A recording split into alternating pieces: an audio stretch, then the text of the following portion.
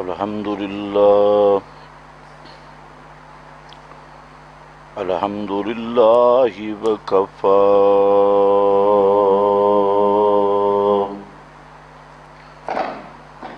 والصلاة والسلام على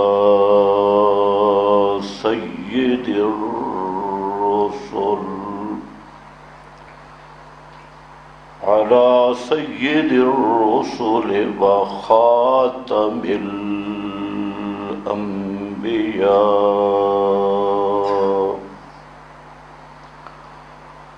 أما بعد فأعوذ بالله من الشيطان الرجيم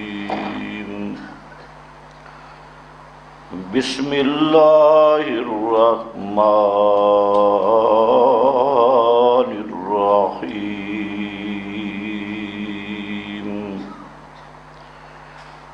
قل ادعوا الذين زعمتم من دونه فلا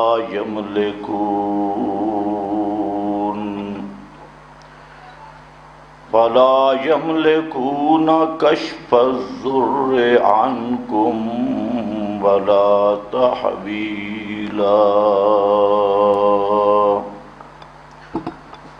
سبحان ربك رب العزة عما يصفون وسلام على المرسلين والحمد لله رب العالمين۔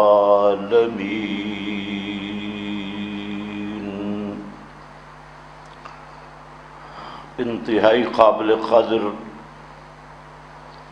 بزرگوں اور بھائیوں، گزشتہ بیان میں آپ حضرات کے سامنے دعوت الرسول صلی اللہ علیہ وسلم کے متعلق بعض باتیں عرض کی تھی۔ آج جس دور سے ہم گزر رہے ہیں، اس میں فتنے اور فساد کی سخت آندھیاں ہیں، اور ایسا دجل و فریب پر مبنی ماحول اور نظام ہے کہ جس میں حق کی پہچان مشکل سے مشکل تر ہوتی جا رہی ہے، اور باطل نقل رسم بدعات اور شرک کی آندھیاں مسلسل بڑھ رہی ہیں، اور قوم کی حالت یہ ہے کہ ان کو اپنی آخرت کا، قیامت کا فکر ہی نہیں، تو دین کے نام پر ایک ہر طرف سے خطرناک قسم کے شور اور فتنے اور فساد پھیلانے کی مسلسل کوشش کی جا رہی ہے۔ نبی کریم صلی اللہ علیہ وسلم نے اسی دور کے متعلق ارشاد فرمایا تھا کہ لا یبقی من الاسلام الا اسمہ، کہ ایک وقت آئے گا کہ اسلام کی کوئی چیز باقی نہیں رہے گی، صرف نام رہ جائے گا۔ لا یبقی من الاسلام الا اسمہ ولا یبقی من القرآن الا رسمہ، اور قرآن مقدس رسمی طور پہ پڑھا جائے گا، جو قرآن مقدس کا مقصد ہے اس کو چھوڑ دیا جائے گا۔ مساجدہم عامرۃ، مسجدیں عالی شان ہوں گی، لوگوں کا رش جلسوں میں جلوسوں میں دین کے نام پر بہت ہوگا۔ وَهِيَ خَرَابٌ مِّنَ الْهُدَىٰ، لیکن یہ پیغمبر کے مشن سے خالی ہوں گی، ہدایت سے خالی ہوں گی۔ اسی طرح حضرت حذیفہ رضی اللہ تعالی عنہ کی معروف حدیث جو امام مسلم نے بھی ذکر کی، اسی مضمون پر فرماتی ہیں کہ میں نے نبی کریم علیہ السلام کے سامنے عرض کی کہ ہم اندھیروں میں تھے، بے راہ روی میں تھے، اللہ نے آپ کو بھیجا اور آپ خیر لائے، صراط مستقیم ہمیں دکھایا، کیا اس خیر کے بعد پھر شر ہوگا؟ تو نبی کریم علیہ السلام نے فرمایا ہاں، اس خیر کے بعد شر ہوگا۔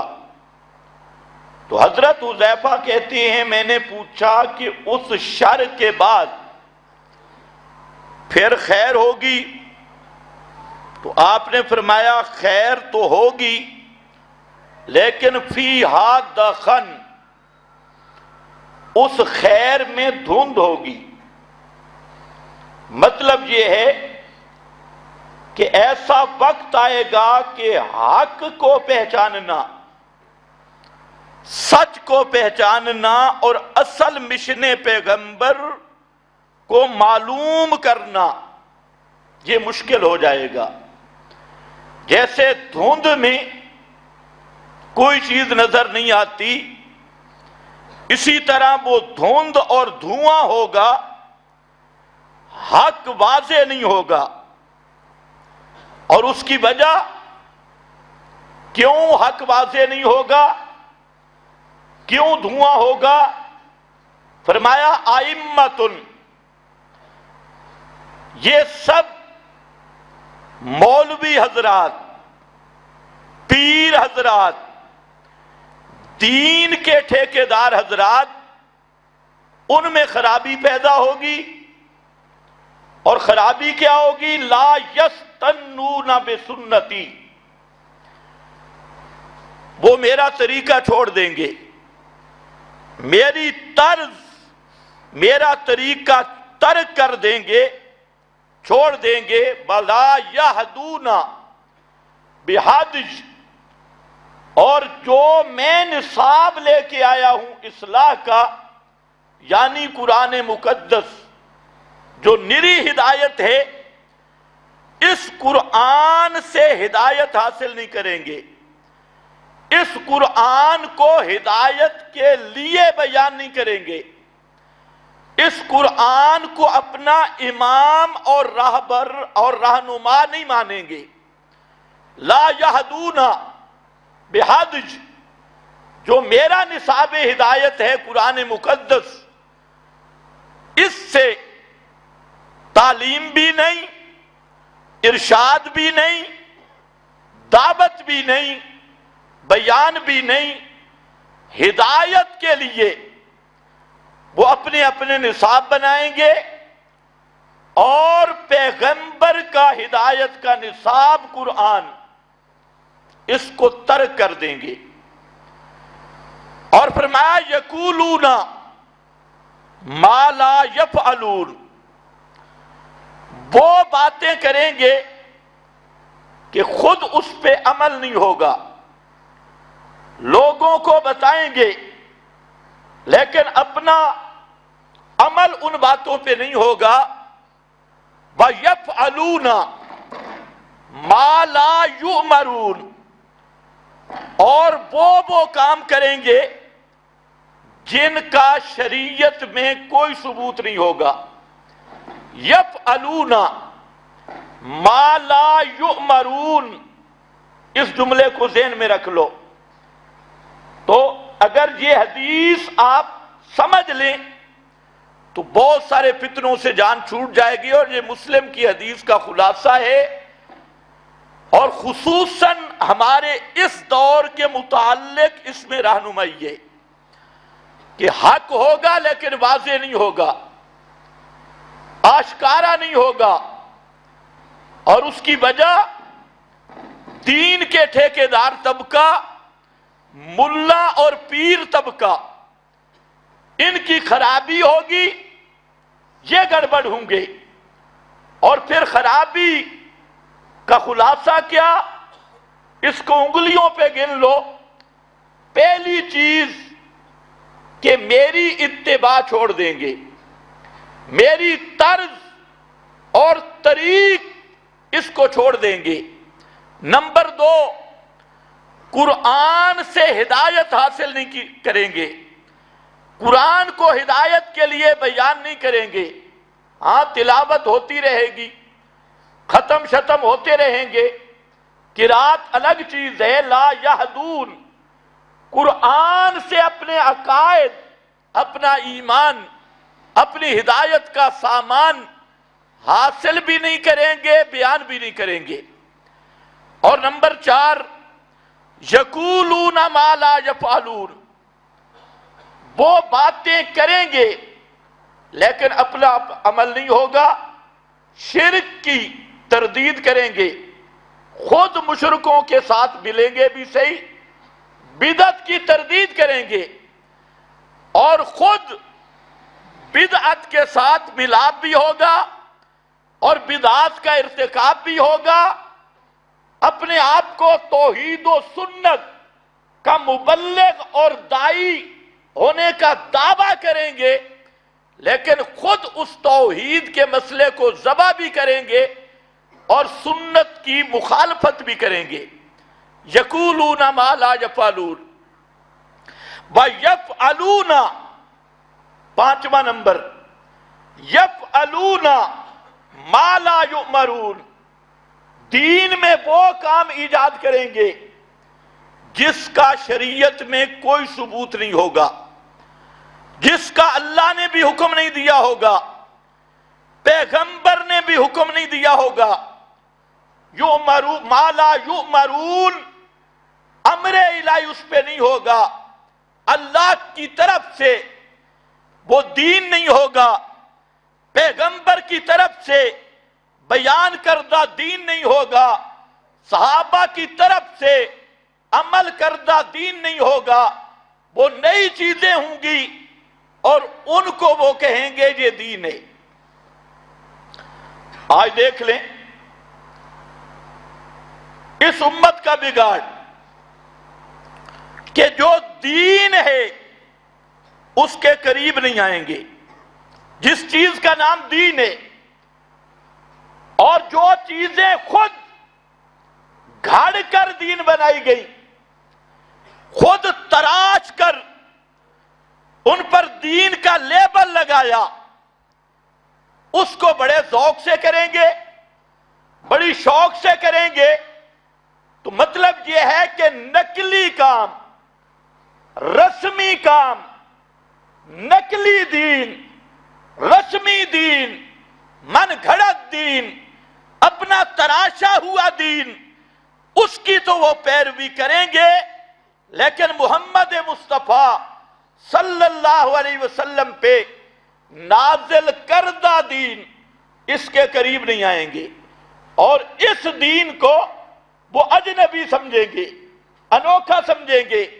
تو میرے بھائیوں، آج بالکل وہی ماحول ہے کہ آپ دیکھ لیں رسمی دین پہ ہر ایک چلنے کے لیے تیار ہے، اور اصلی دین، کتاب و سنت والا دین، صحابہ والا دین، پیغمبر کریم نے جو دین بیان کیا اس کے قریب جانے کے لیے تیار ہی نہیں، اس کا گاہکی بننے کے لیے تیار نہیں۔ اور یہ سب خرابی اور فتنہ علماء کی طرف سے ہے، دیندار طبقہ کی طرف سے ہے، اور دیندار طبقہ نے عوام کو یہ پٹی پڑھائی کہ ربیع الاول آئے تو اس میں عید میلاد النبی یہ سب سے بڑی عبادت ہے، سب سے اونچی عبادت ہے، اور جو آدمی عید میلاد النبی منائے گا تو اس کے ساری زندگی کے گناہ معاف ہو جائیں گے۔ جشن عید میلاد النبی، اس پہ اس تہوار کو منانا یہ سب سے اونچی عبادت حکومتی ذرائع، میڈیا، مولوی، پیر کسی نہ کسی طریقہ سے سب سے زیادہ اور ہر عید سے بڑی عید وہ کہتی ہیں یہ 12 ربیع الاول کی عید ہے۔ جشن عید میلاد النبی، ساری عیدیں اس پہ قربان، سب سے بڑا تہوار، سب سے بڑی عبادت اور سب سے بڑی محبت رسول کا معیار، عشق رسول کا معیار۔ اور آپ غور کر لیں، یہاں تک کہنے والے کہتی ہیں کہ سوائے ابلیس کے سب تو خوشیاں منا رہے ہیں، ابلیس جو اس عید کو نہ منائے وہ ابلیس ہے معاذ اللہ، اور وہ گستاخ ہے، بے ادب ہے، اور جو یہ عید منا لے وہ پکا جنتی ہے، چاہے جتنا بڑا مشرک ہو۔ ہر قبر کو پوجے، کٹر قسم کا مشرک ہو، کٹر قسم کا بدعتی ہو، کٹر قسم کا جمہوری طاغوتی شیطان ہو، کٹر قسم کا حرام خور، زانی، بدکار، نماز کے قریب نہ آئے، روزے کے قریب نہ آئے، پیغمبر کے دین کا دشمن، منہ پہ انگریز کا ٹھپا لگا ہوا ہو، لیکن جو عید میلاد النبی منائے گا اس کے سارے گناہ معاف، پچھلے معاف، اور آئندہ ربیع الاول کی تیاری کر لے۔ کتنا آسان نسخہ ہے۔ اور پھر اس پر مولوی فضائل بیان کرے گا، اور جی عید میلاد النبی تو جبریل نے منائی، جب آپ پیدا ہوئے جبریل نے 3 جھنڈے لگائے، ایک کعبہ کی چھت پہ، ایک فلاں جگہ پہ، اور پورے علاقے میں۔ تو یہ تو جبریل کی سنت ہے، اور جو مولوی حد سے بڑا بدماش ہو وہ پھر یہ کہتے ہیں او جی عید میلاد تو اللہ نے منائی ہے، اللہ نے منائی ہے، فرشتوں نے منائی ہے۔ اور اگر کوئی پوچھے کہ نبی کریم صلی اللہ علیہ وسلم 23 سال نبوت کے، آپ صلی اللہ علیہ وسلم نے تو اپنی ولادت کا دن ہی نہیں بتایا۔ پتہ نہیں تمہیں سمجھ بھی آئیے کہ نہیں؟ اس روح کی ہے بھائی، سیٹ کرو اس کو۔ آپ نے اپنی ولادت کا دن ہی نہیں بتایا، یہ اہم نقطہ ہے، اس پہ اگر غور ہو۔ امت کو پورا دین بتلایا یا کچھ کم؟ جی پورا دین بتلایا یا کچھ کم؟ پورا دین بتلایا، حتیٰ کہ باتھ روم کے مسائل بھی سمجھائے۔ صحابی سے ایک یہودی کہتا ہے کہ تمہارا نبی عجیب کام کرتا ہے۔ اس نے کہا کیسے؟ کہتا ہے وہ تمہیں پیشاب کا طریقہ بھی بتاتا ہے۔ اب اگر ہوتا نا کوئی آج کا آدمی تو آگے تعبیلیں کرتا، چونکہ چنانچہ، لیکن وہ پیغمبر کا صحابی تھا۔ اس نے کہا ہاں ہاں، ہمارے نبی نے ہمیں بتلایا کہ پیشاب کرتے وقت کعبۃ اللہ کی طرف منہ نہیں کرنا۔ آپ نے ہمیں آداب الخلا بھی بتلائے، استنجا کا طریقہ بھی بتایا۔ یہودی اس کو عیب سمجھ رہا تھا، صحابی نے اس کو ناز سمجھ کے بیان کیا، فخر سمجھ کے بیان کیا۔ تو پیغمبر کریم نے پورا دین بتلایا، لیکن میرا سوال ہے، آپ صلی اللہ علیہ وسلم نے 12 ربیع الاول کا جشن منایا یا اپنی تاریخ ولادت 12 ربیع الاول متعین کی؟ اب کچھ کو شک ہے؟ بالکل نہیں، بالکل نہیں۔ کسی ملا میں جرأت ہو پیغمبر کریم سے صحیح سند کے ساتھ آپ کی ولادت کا دن 12 ربیع الاول دکھلا دے؟ 23 سال نبوت کے پیغمبر کریم نے اپنی ولادت کا دن ہی نہیں بتایا۔ یہ سمجھنے والی بات ہے۔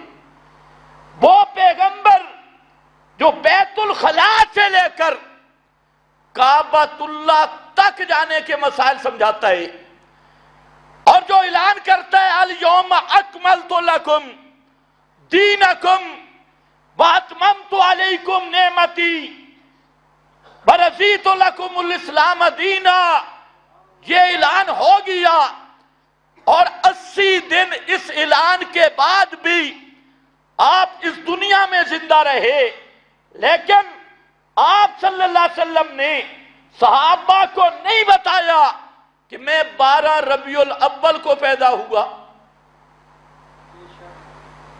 منانا تو دور کی بات ہے نا بھائی، تہوار منانا تو دور کی بات، آپ نے بتایا ہی نہیں، اپنی ولادت کا دن، معین تاریخ نہیں بتلائی۔ اچھا، پھر پیغمبر کا سب سے بڑا رازدار، افضل الامہ، افضل الامم بعد الانبیاء، خلیفہ بلا فاصل حضرت ابو بکر صدیق رضی اللہ تعالیٰ عنہ، حضرت صدیق اکبر نے اپنے دور خلافت میں یہ 12 ربیع الاول منانا تو دور کی بات، یہ عید قرار دینا تو دور کی بات، کسی ایک دن بھی بحیثیت خلیفۃ المسلمین امیر المومنین یہ اعلان ہی نہیں کیا، یہ بتایا ہی نہیں کہ پیغمبر کریم 12 ربیع الاول کو پیدا ہوئے۔ منانا تو دور کی بات ہے نا، تاریخ ہی نہیں بتائی، اور بتائی اس لیے نہیں کہ پتہ نہیں تھا، اہتمام ہی نہیں تھا۔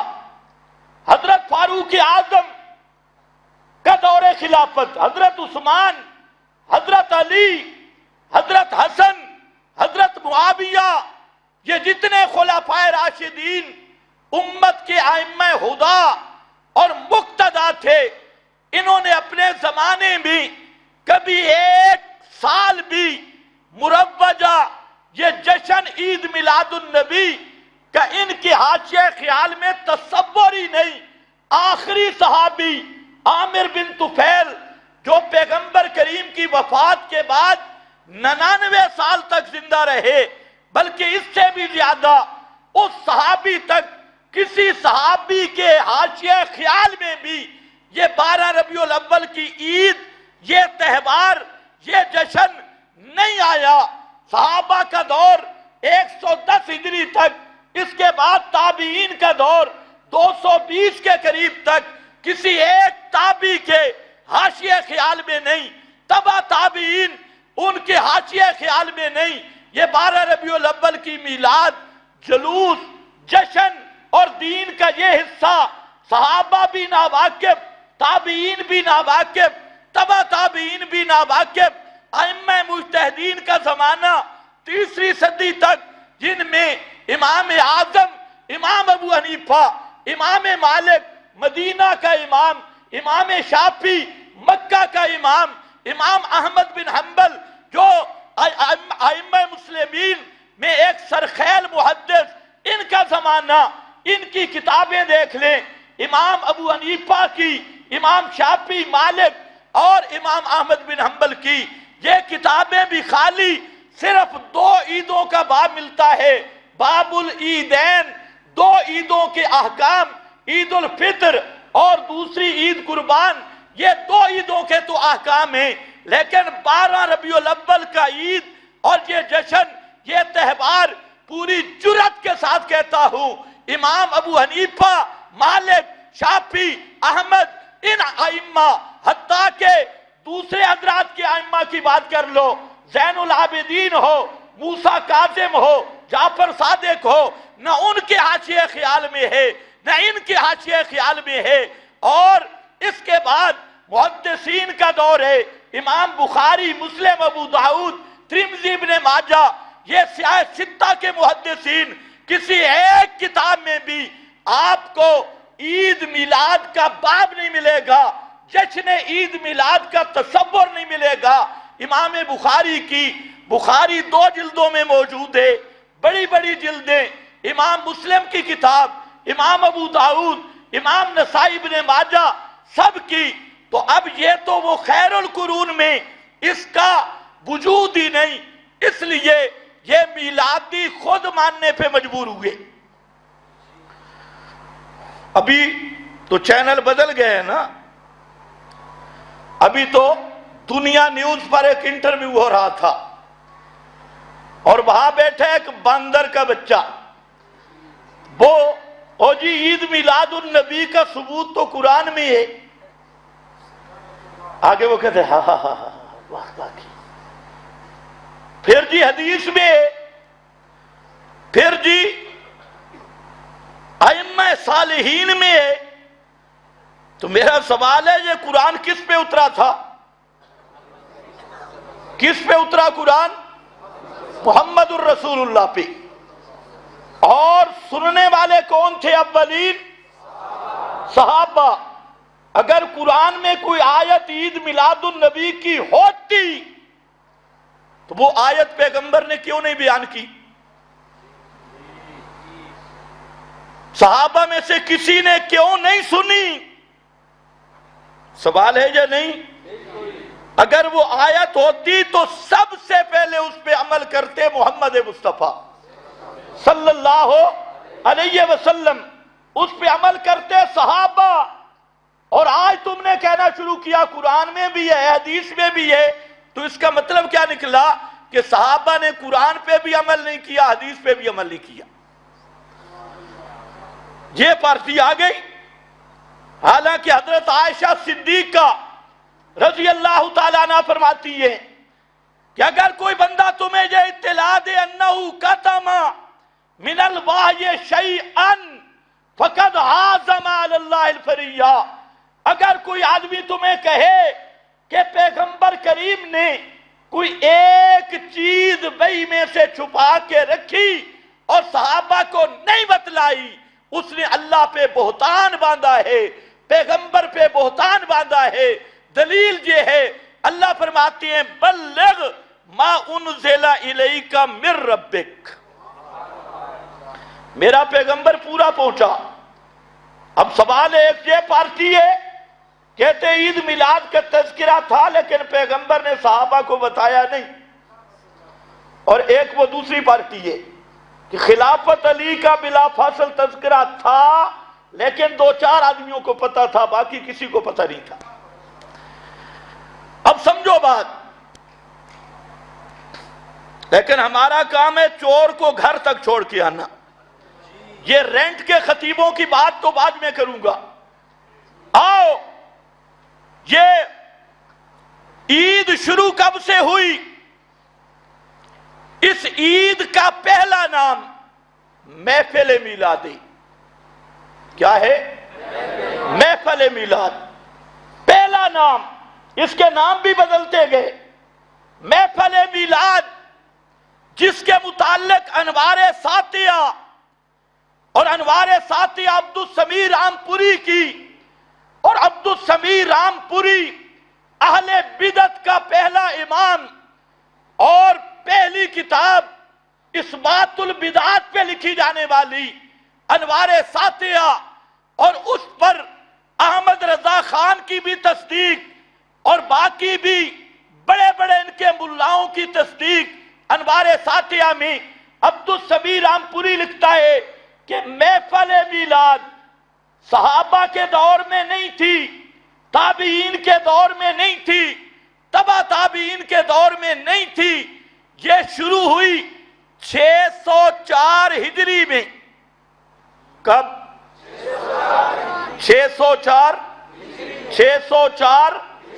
600 سال زمانِ نبوت کے بعد یہ شروع ہوئی۔ یہ عبدالسمیع رامپوری احمد رضا خان کے دستخط، تصدیق، اور پھر اس نے لکھا کہ 604 ہجری میں شروع ہوئی، اور ہے یہ بدعت حسنہ۔ کون سی بدعت؟ بدعت حسنہ۔ جو چیز قرآن سے ثابت ہو بدعت حسنہ ہوتی ہے، جو سنت جبریلی ہو بدعت حسنہ ہے۔ اب آئے دنیا نیوز والے کہ پیغمبر نے منایا، صحابہ نے منایا، تابعین نے منایا، اور ظالموں ذرا اپنے بڑوں کو دیکھو، یہ آپ کا بڑا اقرار کر گیا، 25 سے زیادہ بڑے دستخط کرنے والے، وہ مانتی ہیں یہ بدعت ہے، لیکن ہے سونی بدعت، بدعت حسنہ۔ دوسری کتاب ضیاء النبی، بھیرے کا پیر کرم شاہ، جسٹس پیر کرم شاہ، اس کی کتاب ضیاء النبی، اس میں اس نے دوسری جلد میں یہ باقاعدہ عنوان رکھ کر تسلیم کیا کہ محفل میلاد، عید تو بعد میں بنی ہے، محفل میلاد یہ خیر القرون میں نہیں تھی، صحابہ تابعین تبع تابعین کے زمانے میں یہ چیز نہیں تھی، یہ چیز 604 ہجری میں شروع ہوئی۔ یہی بات پیر کرم شاہ نے لکھی، اور بریلوی میلادی مفسر غلام رسول سعیدی اس کی کتاب تبیان القرآن، قرآن پاک کی تفسیر میں اس نے لکھا کہ یہ ایک نیک بدعت ہے، نیک بدعت، صوفی بدعت، نیک بدعت ہے، اچھی بدعت ہے، اور یہ 604 میں شروع ہوئی۔ یہ تبیان القرآن میں، اور اسی طریقہ سے 200 سے زائد حوالے اس چیز پہ موجود ہیں۔ ان کے بڑے بڑے اکابرین، ان کے شیوخ، ان حلوہ خوروں کے بڑوں کے، جو مان رہے ہیں کہ یہ 604 ہجری میں شروع ہوئی، اور ہے بھی کیا؟ بدعت حسنہ۔ تو اچھا، شروع کس نے کی؟ کہاں سے ہوئی؟ اے ذرا کھرا نکالو، کس نے کی؟ کہاں سے ہوئی؟ کہتے ہیں مکہ سے نہیں، مدینہ سے نہیں، عراق سے شروع ہوئی، اور عراق موصل کا شہر، وہاں سے شروع ہوئی۔ دین کے مراکز کیا تھے؟ مکہ اور مدینہ، لیکن یہ بدعت کہاں پیدا ہوئی؟ عراق۔ کہاں پیدا ہوئی؟ عراق اور عراق کا بھی شہر موصل، یہ سب کتابیں جن کا میں نے نام لیا سب میں موجود ہے۔ موصل شہر، اچھا شروع کس نے کرائی؟ اس وقت کے عمران خان نے۔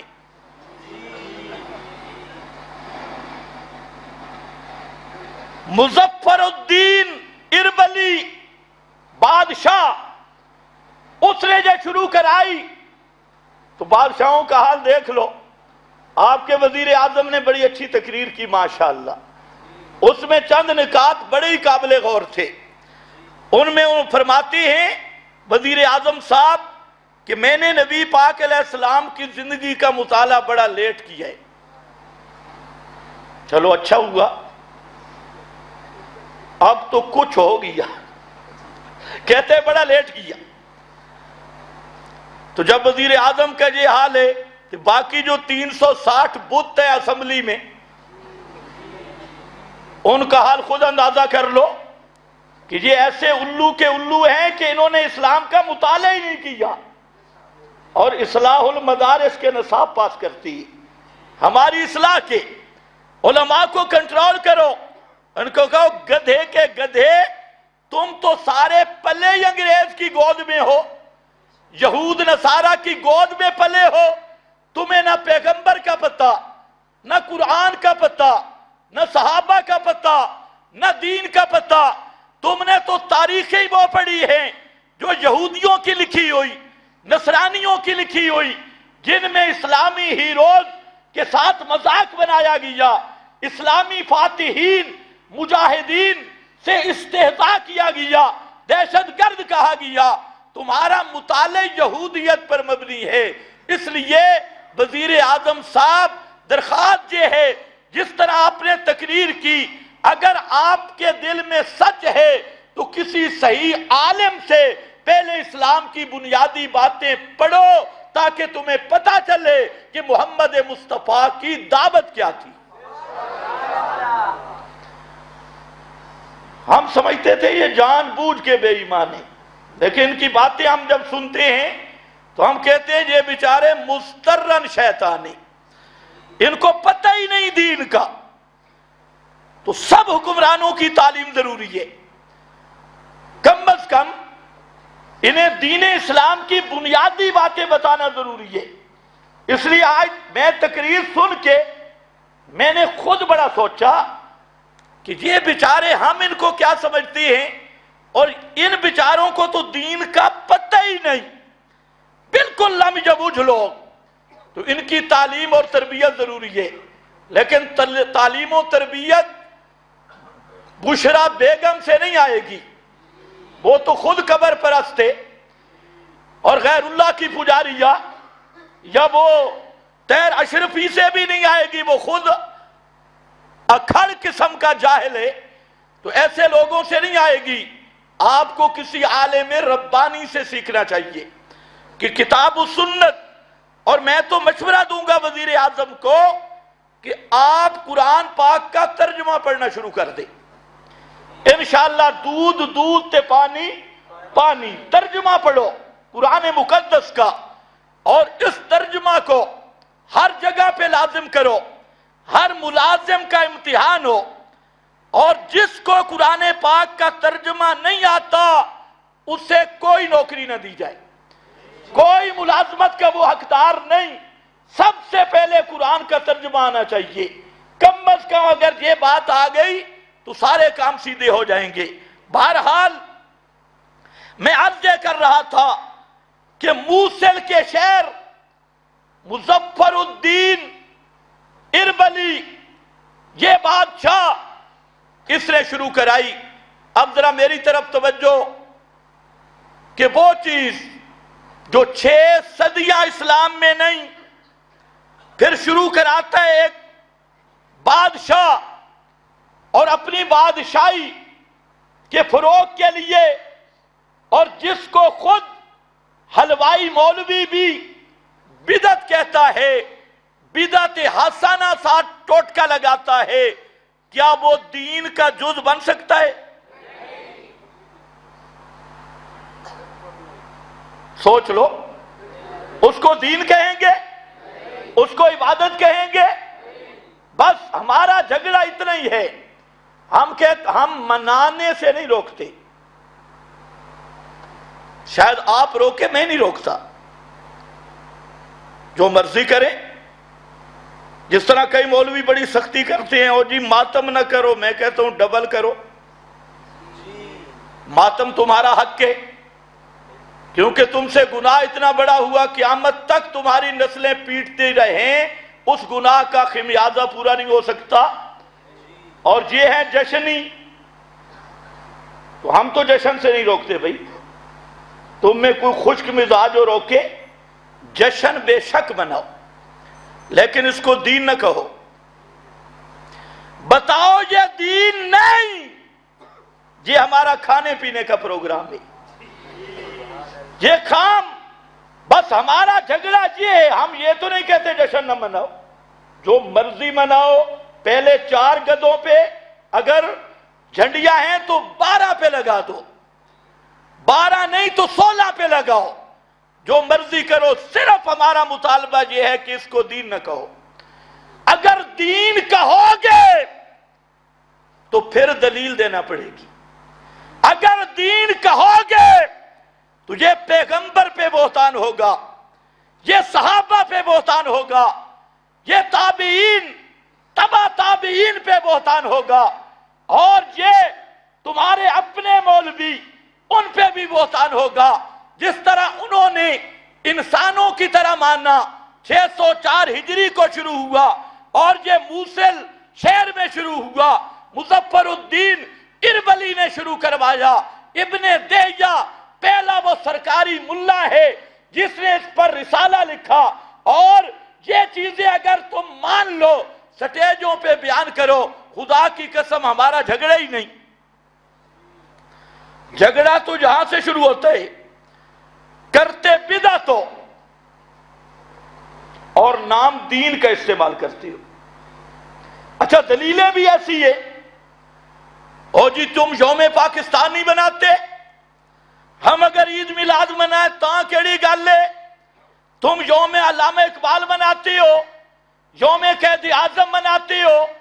میں نے کہا یوم پاکستان منانا یہ دین نہیں، اور یوم پاکستان منانے سے کسی کو شبہ نہیں پڑتا کہ یہ دین ہے، ہم اسے دین نہیں سمجھتے۔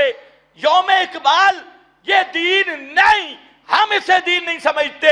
یوم قائد اعظم یہ دین کا جز نہیں۔ محمد مصطفیٰ صلی اللہ علیہ وسلم کی شخصیت وہ شخصیت ہے جن کی ہر قول دین ہے، جن کا ہر سکون دین ہے، جن کی ہر حرکت دین ہے، جن کا سونا دین ہے، جن کا چلنا دین ہے، جن کا ہنسنا دین ہے، جس کا بولنا دین ہے، جس کا غصہ دین ہے، جس کی مسکراہٹ دین ہے، جس کا انتقام دین ہے، جس کی زندگی دین ہے، جس کی موت دین ہے۔ اس لیے محمد مصطفیٰ کی طرف اگر کوئی چیز منسوب کرے گا تو اس کی دلیل لانی پڑے گی۔ باقی جتنے تیرے لیڈر ہیں، نہ یہ خود دین ہیں اور نہ ان کے ایام منانا دین ہے۔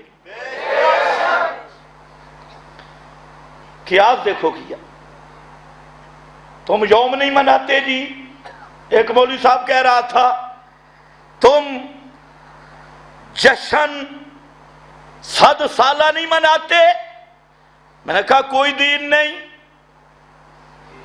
تو بھی کہ عید میلاد النبی دین نہیں، یہ اعلان کر کے منا، کوئی جھگڑا نہیں۔ توجہ ہے میری طرف؟ جھگڑا تو یہاں سے شروع ہوتا ہے۔ ہم کہتے ہیں دین محمد مصطفیٰ پہ پورا ہو گیا، صحابہ نے پورے دین پہ عمل کر کے دکھایا۔ اسی لیے امام مالک نے فرمایا من ابتدع فی الاسلام بدعہ، جس نے اسلام میں کوئی بدعت نکالی، نئی بات نکالی، وجراہا حسنا، لوگوں کو کہا یہ بدعت حسنہ ہے، فقد زعم ان محمدن خان الرسالۃ، اس ظالم نے یہ تاثر دیا ہے کہ محمد مصطفیٰ نے رسالت میں خیانت کی ہے۔ کس میں خیانت کی ہے؟ اس لیے فرمایا ما لم یکن یومئذ دینا لا یکون الیوم دینا، جو محمد مصطفیٰ کے زمانے میں دین نہیں تھا آج بھی وہ دین بن سکتا نہیں۔ کہتے دیوبندی جلتے ہیں، میں نے کہا ہم جلتے اس لیے ہیں کہ تو نے محمد مصطفیٰ کا دین بدلا ہے۔ توجہ ہے نا؟ تو نے پیارے پیغمبر کا دین بدلا، دین کا عنوان نہ دے، ورنہ آپ دیکھیں یہودیوں کو ایک دن ملا، وہ دن کون سا ہے؟ توجہ میری طرف، کون سا دن ہے؟ ہفتے کا۔ یہودیوں کا مقدس دن کون سا تھا؟ ہفتے کا۔ عیسائیوں کا اتوار کا، اور مسلمانوں کا؟ پھر بولو۔ یہودیوں کو ایک دن ملا ہفتہ، عیسائیوں کو دن ملا اتوار، اور مسلمانوں کو دن ملا جمعہ۔ توجہ ہے میری طرف؟ جمعہ۔ اگر اسلام میں یہ کوئی تہوار منانے والی بات ہوتی شخصیات کے، تو عقل یہ کہتا ہے کہ مسلمانوں کو سوموار کا دن ملنا چاہیے تھا، کیونکہ یہودی پہلے ہیں، عیسائی پہلے ہیں ہم سے۔ یہودی پہلے ہیں، ان کو ہفتہ ملا، ان کے بعد عیسائی انہیں اتوار ملی، اور اس کے بعد مسلمانوں کو کیا ملنے چاہیے تھی؟ سوموار۔ عقل کا تقاضا یہ ہے۔ اور پھر یہ بھی سوچنے کی بات ہے کہ سوموار میں آپ پیدا ہوئے، سوموار والے دن آپ پیدا ہوئے، سوموار کے دن آپ کی وفات ہوئی، اور سوموار والے دن قرآن کا نزول شروع ہوا۔ نزول قرآن بھی سوموار میں، آپ کی ولادت بھی سوموار میں، لیکن مسلمانوں کو دن جمعہ کا ملا، آپ نے جمعہ کا دن منتخب کیا، اللہ نے جمعہ کا دن منتخب کیا۔ اس میں اصل راز کیا تھا؟ اصل اس میں راز یہی تھا کہ پیغمبر کی ولادت کے دن کو اللہ نے دوسری قوموں کی طرح، جیسے وہ اپنے انبیاء کے لیے رسمیں کرتے تھے، ان رسم و بدعات سے بچانے کے لیے اللہ نے جمعہ کا دن ہمیں دیا، اور سوموار کے دن کا کوئی حکم نازل نہیں کیا۔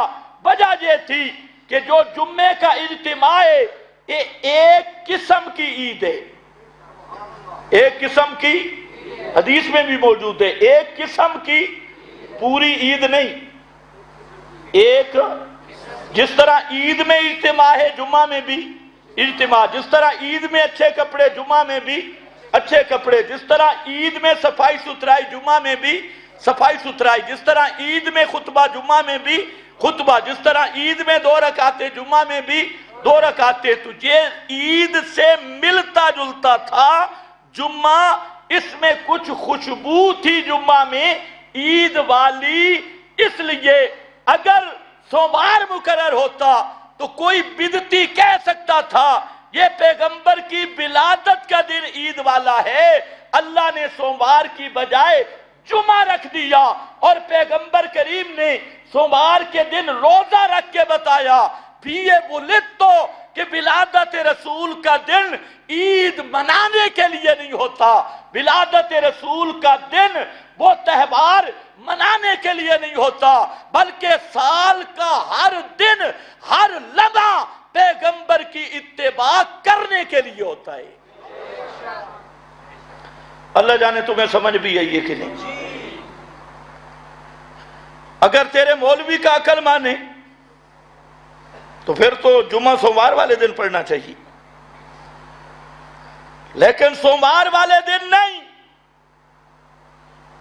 اس کی یہی وجہ تھی، اور اللہ نے پیغمبر کریم کی ولادت کی تاریخ کو مخفی رکھا.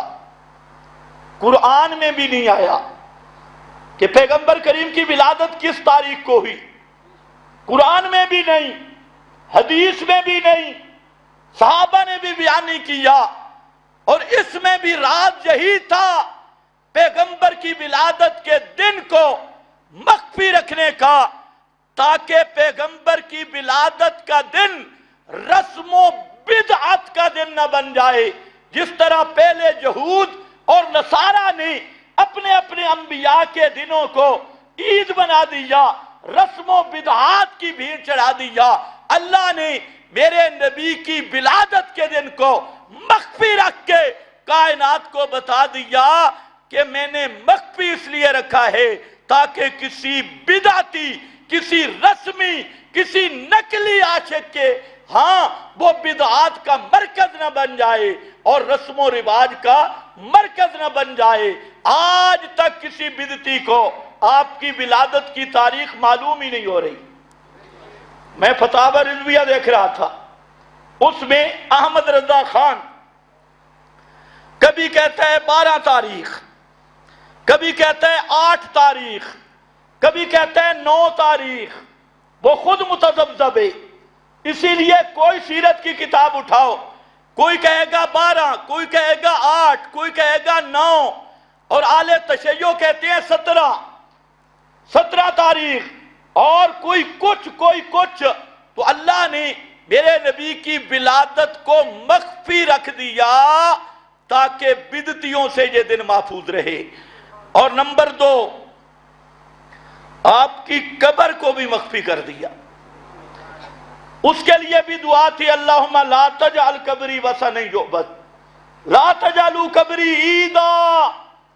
پیغمبر کریم نے فرمایا اوے میری قبر کو عید نہ بنانا، لا تجعلوا قبری عیدا. اس عید سے چھپانے کے لیے پیغمبر کریم کی قبر بھی چھپا دی. 5 دیواریں اور عمر بن عبدالعزیز کی دیوار کا دروازہ بھی کوئی نہیں. زائر روزہ دیکھتا ہے لیکن قبر دیکھ سکتا نہیں. اسی لیے امام ابن تیمیہ، علامہ ابن عبدالہادی اور سارے لکھتے ہیں لا یمکن الوصول الی قبرہ، پیغمبر کی قبر تک جانا ممکن ہی نہیں. اللہ نے قبر کو بھی چھپا دیا. اب سمجھو بات، سوچنے کی بات ہے کہ صحابہ کا عشق زیادہ تھا یا آج کے مجنوں کا عشق زیادہ ہے؟ اب جب ہم جہاں ہاتھ رکھتے ہیں نا رگ پہ، آگے چی ہوتی ہے. کہتے ہیں اچھا یہ کہتے ہیں صحابہ نے نہیں منایا، صحابہ نے نہیں منایا، صحابہ نے نہیں منایا، اور آگے گالی دیں گے.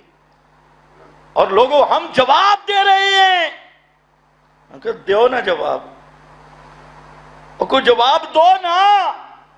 جو صحابہ کے زمانے میں دین نہیں، وہ آج دین کیسے بن گیا؟ 2 جواب. ایک مولوی صاحب کہتے ہیں میں جواب دیتا ہوں، ان کو کہو کوئی ایک صحابی بتاؤ جس نے یا رسول اللہ نہ کہا ہو. سوال کیا تھے جواب کیا؟ سوال ہے 12 ربیع الاول کا تہوار صحابہ نے منایا، آگے جواب دے رہا ہے. ان سے پوچھو کسی ایک صحابی پیش کرو جس نے یا رسول اللہ نہ کہا ہو. آگے جی آگے ساری قوم پڑھے لکھی قوم کے سبحان اللہ. بھائی سوال یہ ہے کہ صحابہ نے یہ کیوں نہیں منایا؟ اور صحابہ نے نہیں منایا تو آج دین کیسے بن گیا؟ آگے مولوی صاحب کہتے ہیں کوئی ایک صحابی بتاؤ جس نے یا رسول اللہ نہ کہا ہو. میں کہا یا رسول اللہ کہنا میلاد ہے. اگر یا رسول اللہ کہنے پر میلاد ہو جاتا ہے تو پھر تو جھگڑے ختم ہے. ہم ہر نماز میں پڑھتے ہیں السلام علیکہ ایھا نبی، نہیں پڑھتے؟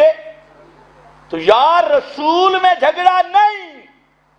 ایک صحابی پیش کر جس نے پیغمبر کریم کو سمیع ما فوق الاسباب سمجھ کے یا حاضر ناظر سمجھ کے یا غیب دان سمجھ کے یا رسول اللہ کہا ہو، ایک صحابی پیش کر جس کتاب کا حوالہ ہوگا وہ کتاب آپ کو سونے سے تول کے دوں گا۔ لا، کسی ایک صحابی کا بھی یہ عقیدہ نہیں۔ تو ہم تو یہی کہتے ہیں یا رسول اللہ کا معنی حاضر ناظر نہیں۔ لفظ میں تو کوئی جھگڑا نہیں ہے بھائی، تم بھی حیران ہو، لفظ میں جھگڑا ہے نہیں، کوئی لفظ جھگڑا نہیں۔ تم کہو ہم حاضر ناظر نہیں مانتے، کوئی جھگڑا نہیں۔ تم کہو ہم سمیع بصیر نہیں مانتے اور محبت میں یا رسول اللہ کہتے ہیں، کوئی اگر تم سے جھگڑے میں ذمہ دار ہوں۔ خطاب تو ہواؤں سے بھی ہوتا ہے،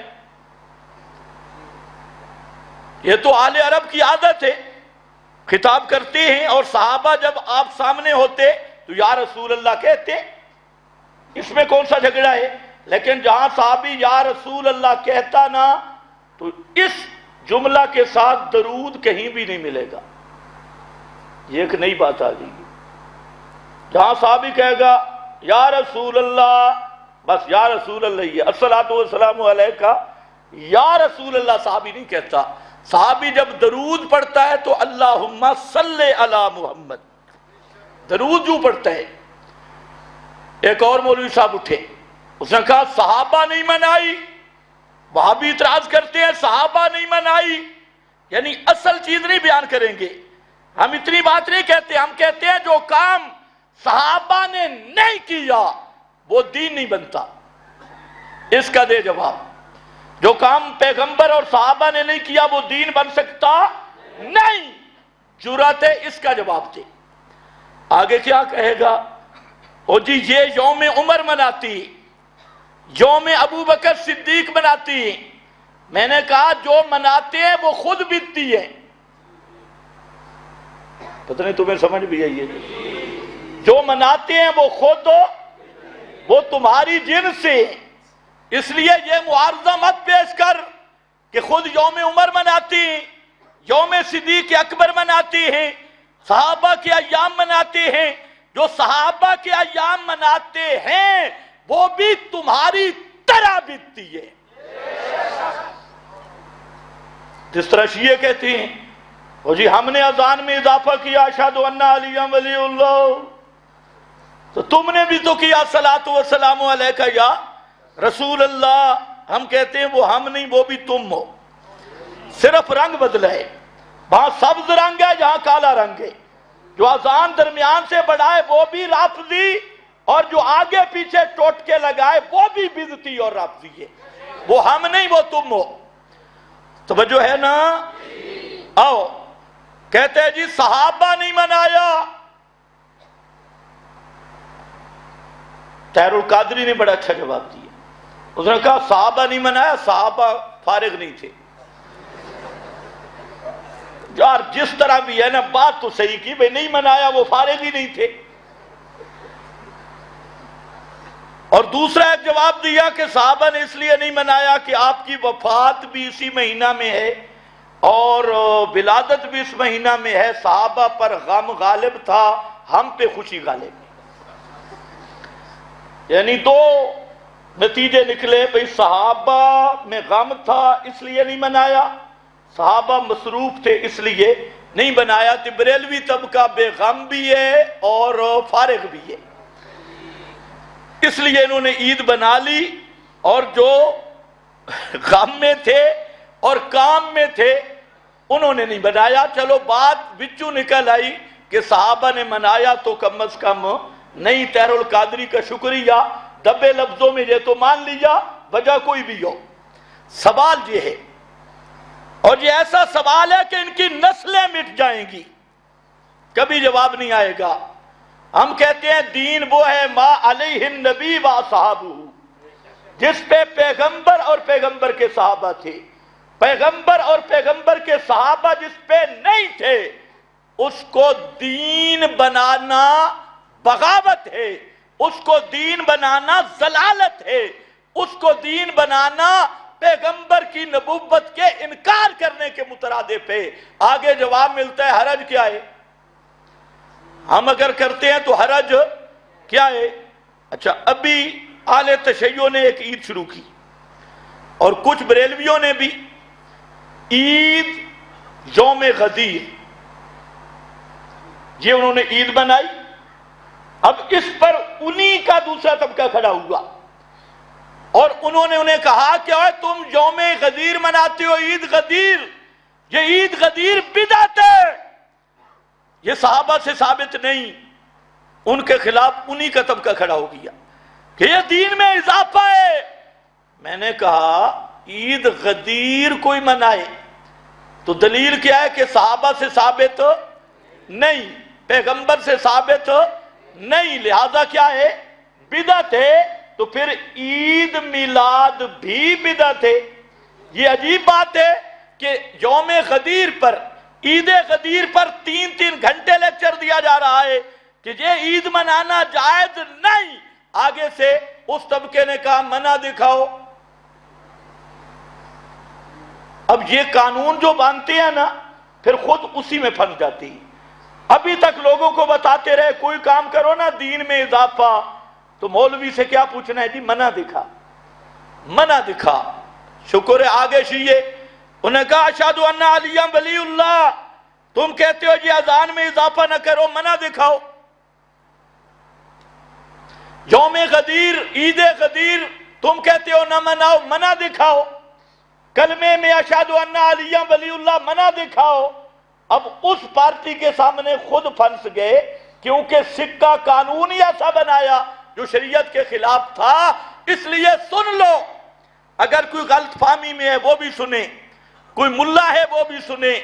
اصل قانون کتاب و سنت کا یہ ہے، جو دنیا کی چیزیں ہیں اس میں اصل اباحت ہے جب تک شریعت منع نہ کرے، اور جو عبادت اور دین کا معاملہ ہے اس میں اصل توقف ہے۔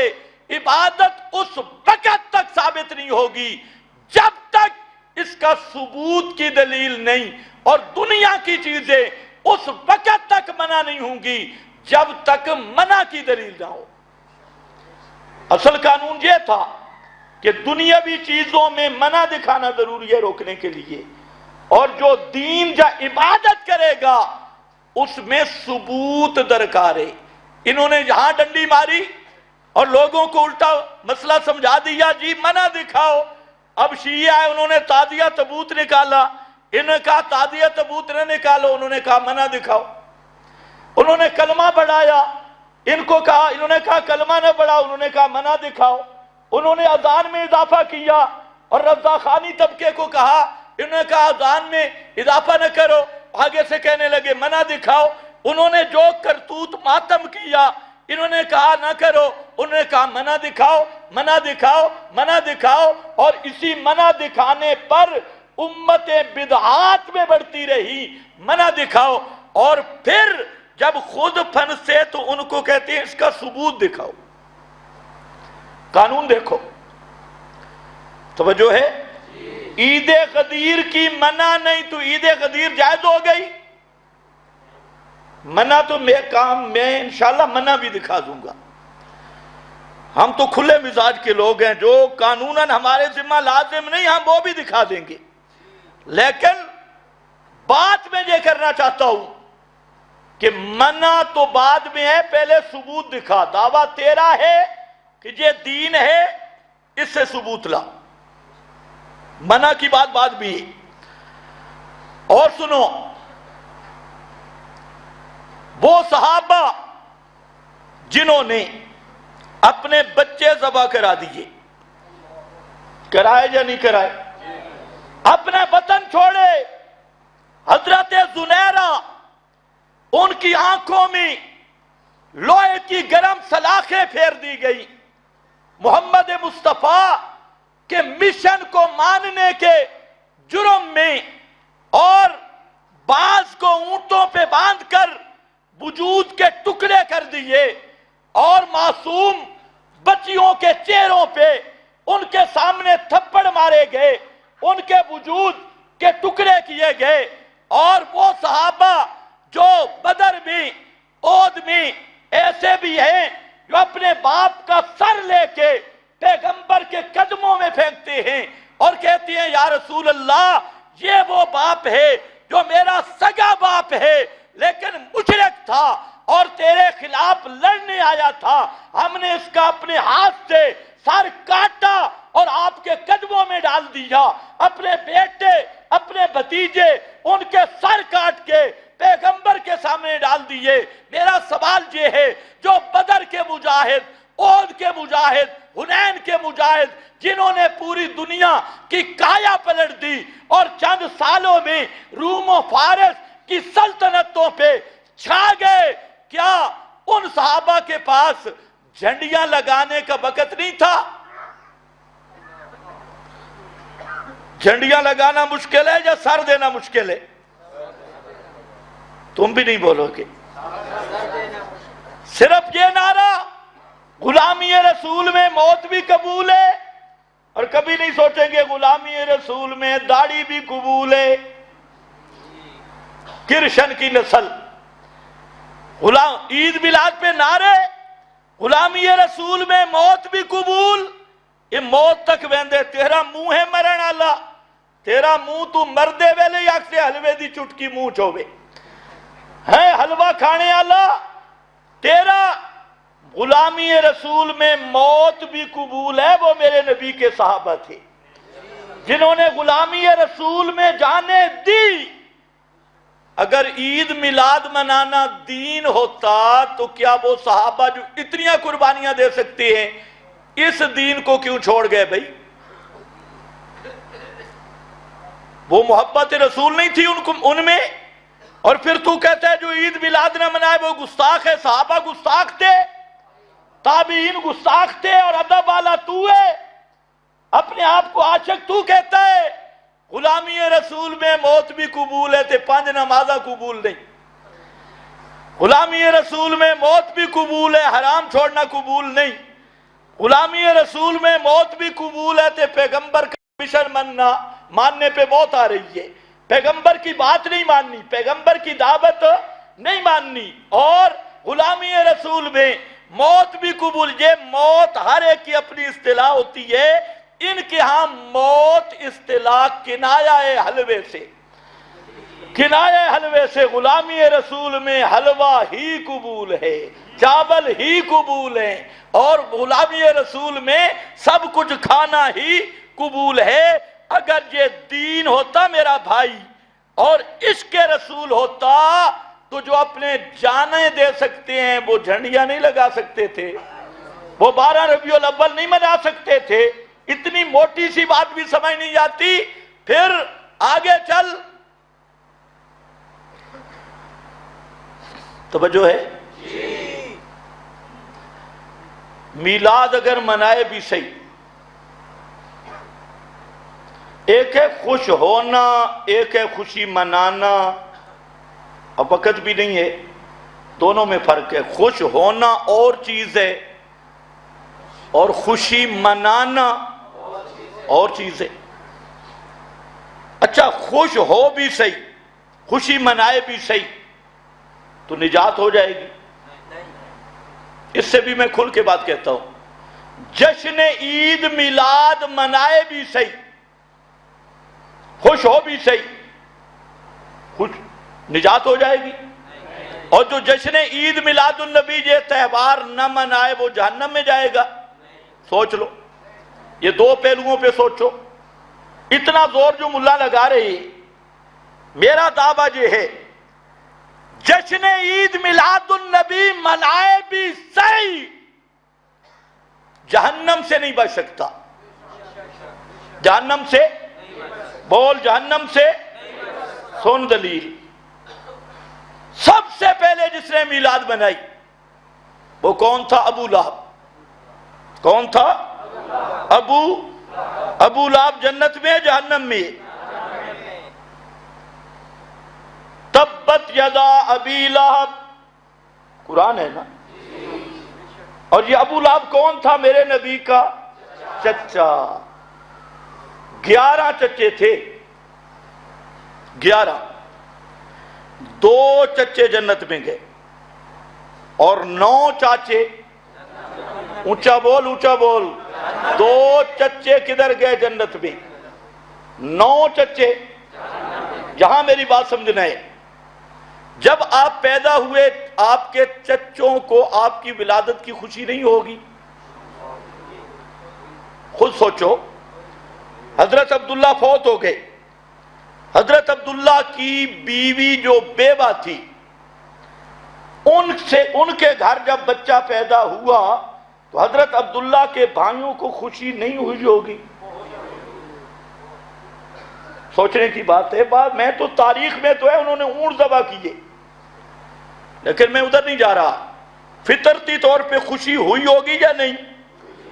پڑوسیوں کو، خیر خواہوں کو، قبیلے والوں کو خوشی ہوئی ہوگی. لیکن میں آگے نہیں جاتا، صرف جہاں کھڑا ہوں. آپ کے چچاؤں کو جب خوشی ہوئی تو خوشی کی بھی صحیح، خوشی ہوئی بھی صحیح، خوشی منائی بھی صحیح آپ کی ولادت کی. لیکن 2 جنت میں گئے، 9 جہنم میں گئے. خوشی سب نے منائی. 2 جنت میں کون گئے؟ حضرت عباس، حضرت حمزہ. معلوم ہوتا ہے اگر خوشی منا بھی صحیح کام تو نہیں بنے گا. حلوے بھی کھا، چاول بھی کھا، جھنڈیاں بھی لا، تو میلاد بھی مناتے پن پن کے. چندہ ہو رہا ہے ہر جگہ سے. اور آخری دلیل یہ ابو لہب نے خوشی منائی تھی. میں نے کہا اس نے منائی تھی، گیا کہاں؟ جہنم میں. معلوم ہوتا ہے میلاد کی خوشی منانا بھی نجات نہیں. کیوں؟ جب تک رسول اللہ کی دعوت نہ مانے، جب تک نہیں مانے گا جہنم سے نہیں بچ سکتا. اور ابو بکر، عمر، عثمان نے نہیں یہ تہوار منایا. ان کو پیغمبر نے فرمایا ابو بکر فی الجنہ، عمر فی الجنہ، عثمان فی الجنہ، علی فی الجنہ. نہ منامن والے جنت چینی تے منامن والے. معلوم ہوتا ہے یہ بنیاد نہیں، بنیاد کچھ اور ہے. اور وہ بنیاد وہی ہے. حدیث میں آتا ہے پیغمبر کریم صلی اللہ علیہ وسلم عکاظ کے بازار میں ایک جانب کھڑے ہیں، وہاں سے مسئلہ شروع کیا. یہ ہے مسئلہ پیغمبر کے مشن والا. عکاظ کے بازار کے ایک جانب سے شروع کیا. اور مسئلہ کیا تھا؟ ایھا الناس قولوا لا الہ الا اللہ تفلحوا. یہ عکاظ کے بازار سے ایک کنارے میں شروع کیا. پیغمبر پورے بازار، پوری منڈی میں پورے زور سے اعلان کر رہے ہیں ایھا الناس قولوا لا الہ الا اللہ. لوگو یہ مسئلہ مان لو. ابراہیم پکارے نہیں سنتے، لات منات عزا یہ پکارے نہیں سنتے، اسماعیل، مریم، عیسیٰ، عزیر یہ پکارے نہیں سنتے. پکارے سننے والا وہ صرف اللہ، اللہ کے سوا کوئی نہیں. یہ پیغمبر کریم عکاظ کے بازار میں اعلان کر رہے ہیں. صحابی کہتے ہیں میں نے ایک شخص کو دیکھا، سفید داڑھی اور بڑا ہی چمکیلا چہرہ، بڑا ہی نورانی چہرہ، چہرہ چمک رہا ہے، داڑھی سفید ہے. اور جہاں اللہ کے محبوب یہ نعرہ لگا رہے ہیں وہ بدبخت پیچھے پیچھے آ رہا ہے اور وہ کہتے ہیں ایھا الناس، اے لوگو، الا انہ صابی، انہ کذاب، انہ کاذب. آگے پیغمبر چل رہے ہیں اور پیچھے وہ بوڑھا سفید داڑھی والا. اور صحابی کہتے ہیں چہرہ بڑا چمکدار تھا اور لاتیں نکل رہی تھی. وہ پیچھے بے ایمان آ رہا ہے اور وہ اعلان کر رہا ہے لوگوں خبردار، یہ محمد صلی اللہ علیہ وسلم معاذ اللہ یہ صابی ہے. صابی کہتے ہیں جو اکابر کو نہ مانے، اکابر سے پھرا ہوا، باپ دادے کے دین سے پھرا ہوا. صابیون آج بھی کہتے ہیں نا پیو دادا. اچھا یہ اپنے باپ دادا پہ بھی وفادار نہیں ہے.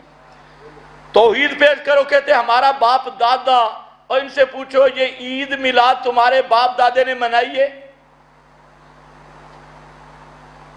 اب خاموش. یہ 12 ربیع الاول والی عید باپ دادے نے منائی ہے؟ پوچھو ان سے. کہتے ساڑا پیو دادا، ہمارا باپ دادا. ان سے پوچھو چل خدا کی قسم دادا اگر کسی کا زندہ ہے نا اس کے سر پہ قرآن رکھو اور اس کو کہو بھئی یہ 12 ربیع الاول کو کیا بولتے تھے، 12 وفات یا عید میلاد النبی جشن؟ دادے سے پوچھو آدھے پیو دادے دی مندے ہو بھئی مانا اتنے تو پیو دادے نہیں چھڑ گئی ہیں، باپ دادے کو بھی چھوڑ دیا. پہلے بڑا کہتے ہیں باپ دادا، جہاں باپ دادا بھی گیا پر دادے ہی چھوڑ دادے ہی گیا. اور تیرے دادے پر دادے باپ تو کہتے تھے 12 وفات تے پتر چڑھ گیا جشن عید اب دادا کو مانا ہے؟ پوچھو پرانے دادا سے، جہاں جو بوڑھے بیٹھے ہو تم گواہی دو. یہ 12 وفات تھی یا جشن میلاد النبی تھا؟ اور یاد ہے کسی کو؟ ذرا ہاتھ کھڑا کرے جس کو یاد ہے 12 وفات. یار یہ تو مجھے بھی یاد ہے. تم بوڑھے گواہی نہیں دیتے تو یہ تو 100 سال بعد کہیں گے صحابہ نے بھی منائی تھے فلانے نے بھی منائی ہے. بدعت ہوتی اسی طرح ہے، بدعتی خود کرتے ہیں اور پھر قدامت کا دعوے دار ہوتے ہیں. وہ کہہ رہا تھا انہو صابی کذاب، لوگوں اس سے بچ کے رہنا، یہ صابی ہے، یہ کذاب ہے، اس کی بات نہ ماننا. پیغمبر کریم آگے وہ بوڑھا پیچھے. صحابی کہتے ہیں میں نے غور سے دیکھا وہ بوڑھا کون تھا؟ وہ بوڑھا وہی پہلا میلادی ابو لہب تھا جس نے میلاد کی خوشی کی اور پیغمبر کے مشن کا مقابلہ کیا. تو وہ جنت میں جائے گا جہنم میں جائے گا؟ اس لیے میرا بھائی یہ ذیلی مسائل ہیں. میں نے اتنی بات کر دی، جو دین محمد مصطفیٰ صلی اللہ علیہ وسلم اور پیغمبر کے صحابہ نے نہیں بتایا وہ دین نہیں بن سکتا. بے شک جشن منا، جھنڈیاں لا، حلوے پکا، چاول کھا، جو مرضی کر، لیکن ایک مہربانی کر، اس کو دین نہ کہے. اس کو دین نہ کہے. ہمارا جھگڑا ہے، ہم دین کے پہرے دار ہیں، دین میں اضافہ نہیں ہونے دیں گے اور دین میں کمی بھی نہیں ہونے دیں گے. باقی دلیلیں تو بھی ایسی دیتا ہے. جی تم کہتے ہو ہر چیز بدعت ہوتی ہے تو پکوڑے، سموسے، کھیرنی، اینک، لاؤڈ سپیکر، موٹر سائیکل، گڈیاں، ریل گاڑی، فلانی، اور سمجھ یہ جلیبیاں دین ہے، سموسے دین ہے، گاڑی دین ہے، موٹر سائیکل دین ہے، لاؤڈ سپیکر دین ہے.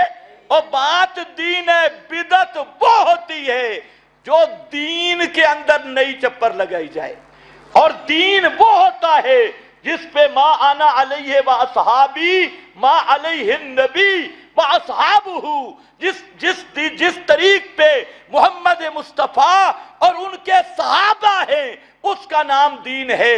اور دین کے اندر کوئی چپر لگانا، الاحداث فی الدین، اس کا نام بدعت ہے. من احدث فی امرنا ھذا ما لیس منہ فہو رد فی امرنا ھذا فی دیننا ھذا.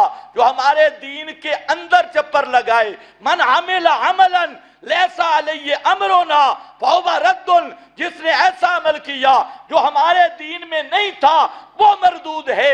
اور فرمایا ایاکم ومحدثات الامور ان کل محدثۃ بدعہ وکل بدعۃ ضلالہ وکل ضلالۃ فی النار.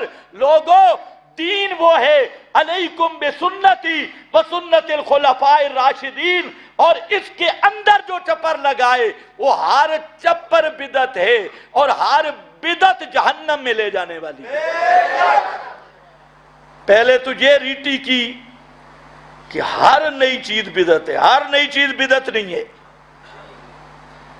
ہر نئی چیز میں تو مولوی صاحب کا والد بھی ہے، والدہ بھی ہے. ہر نئی چیز بدعت نہیں. بدعت وہ ہے جو دین میں نیا اضافہ کیا جائے، دین کے اندر نیا. اس لیے میں نے کہا دین محفوظ ہے، دین مکمل ہے، اس کو دین کہنا چھوڑ دے، اس کو کہے ہمارے پیٹ کا مسئلہ ہے، ہمارا پروگرام ہے، سیاسی جلسے ہیں یا ہمارے گروپ بازی کے جلسے ہیں، کوئی جھگڑا نہیں، لیکن جب تو اس کو دین کہے گا تو پھر ہم تمہیں بے دین کہیں گے، کیوں؟ پھر تم بے دین ہو، پھر تم باغی ہو، پھر تم بدعتی ہو۔ اس کو دین کہنا چھوڑ دے، جو مرضی کرتا رہے۔ میں عرض یہ کر رہا تھا، لیکن ساتھ میں نے بات بتا دی کہ اگر یہ کوئی کر بھی لے، نجات پھر بھی نہیں ہوگی، نجات ہوگی میرے نبی کی دعوت، جو گزشتہ جمعہ پہ کچھ بیان کی، اور آئندہ جمعہ پر اس دعوت کا اصل مرکز بیان کروں گا کہ پیغمبر نے دعوت شروع کہاں سے کی اور پیغمبر کی دعوت کا میدان کیا ہے، مرکز کیا ہے۔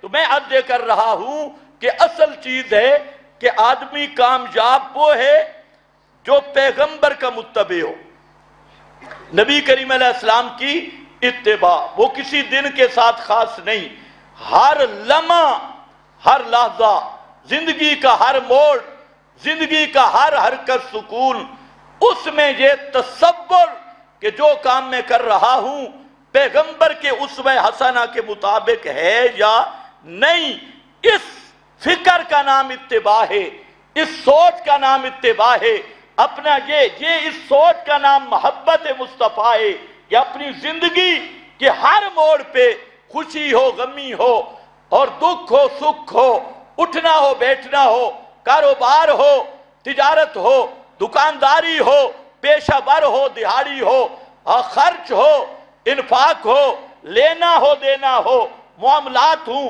ہر معاملے میں یہ سوچ پیدا کر لو کہ ہم آزاد نہیں ہیں۔ ہر معاملہ میں جب ہم نے کلمے میں محمد الرسول اللہ پڑھ لیا، ہر معاملے میں ہم پابند ہیں کہ ہمارا ہر معاملہ اسوہ محمد مصطفیٰ کے مطابق ہونا چاہیے۔ یہ اصل محبت رسول اور اصل حب رسول ہے۔ اسی لیے آپ نے فرمایا من احبا سنتی فقد احبنی، جس نے میرے طریق کو پسند کیا اس نے میرے ساتھ محبت کی، ومن احبنی معی فی الجنہ، اور جس نے میرے ساتھ محبت کی وہ جنت میں میرے ساتھ ہوگا، معی فی الجنہ۔ وآخر دعوانا میٹنگ ہوگی بھئی۔